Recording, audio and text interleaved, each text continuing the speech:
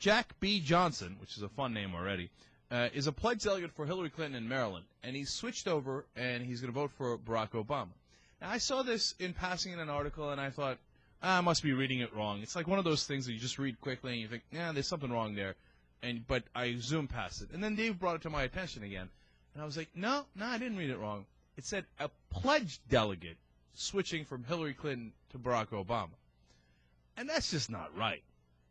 Because there's super delegates, and they can go any way they like. And then there's pledge delegates that are based on the voters' decisions. Now, Barack Obama won Maryland, but Hillary Clinton won 36% of the vote in Maryland, and so she gets 36% of the delegates, roughly speaking. That's roughly how it works, not exactly. But and we can't have pledge delegates. Now, technically they can. Technically the pledge delegates can vote for whoever they want, but they're really, really not supposed to, because they're supposed to be the ones that went based on the election. And I don't know. I think, A, this has to be stopped.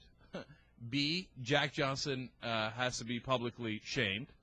And C, Barack Obama should come out and say, hey, listen, Jack, I love you, but you can't do this. It's not a good idea to have pledge delegates switch over. Thoughts, Christy Hart? That's very strange. That's like with the Electoral College. You know, in the actual election, you've got these electors who are supposed to go along with how the people told them to vote. It's the exact same thing like this. And I don't know, I saw that story too, and I got a little teeny bit, and I hate to be jaded or cynical, but I thought a little bit that maybe Jack B. Johnson was, I don't know, looking for a little attention, looking for his name in the paper, looking for someone to say, wow, let's talk on the radio about Jack B. Johnson switching his vote.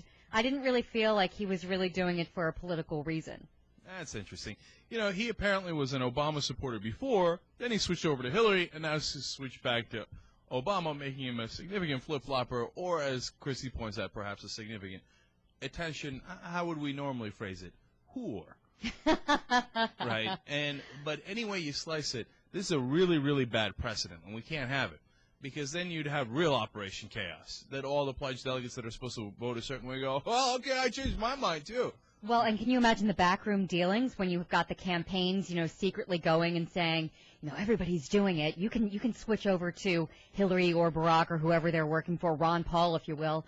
You know, then what is democracy? What does the election or the primary in your state mean if you're just all over the place? Yeah, and this is I like organization.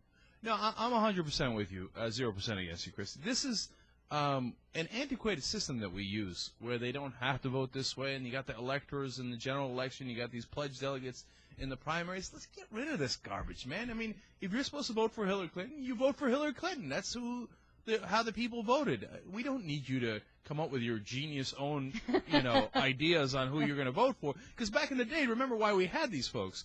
Is because they thought, well, if the unruly mob voted this way, but I'm smarter than the unruly mob, I'm going to vote this way, the other way, and to make sure that the mob is. But that's democracy. That's democracy, and it defeats the whole point.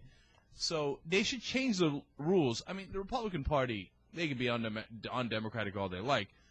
We can't do anything about it, right? But within the Democratic Party, at least, they've got to change these rules.